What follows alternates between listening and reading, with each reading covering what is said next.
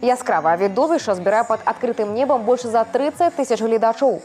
Удзельнікам адбору трэба падрыхтаваць да 3 кавераў сучасных хітоў у народнай манеры, зняць выступленні на відэо и запомнить заявку на удел на сайте Гомельской областной филармонии. Мы, конечно же, ждем самых настоящих народных артистов.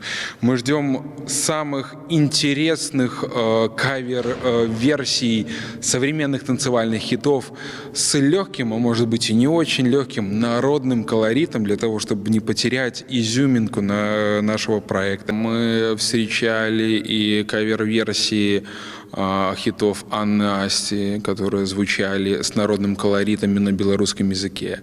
Мы встречали белорусскоязычные песни, которые в нашем привычном понимании по радио мы слушаем на иностранных языках. И это все создает ту неповторимую атмосферу единения творчества, хитов и народной культуры под открытым небом. Вынікі будуць падведзены 25 чэрвеня на сайце і ў соцсетках областной філармоніі.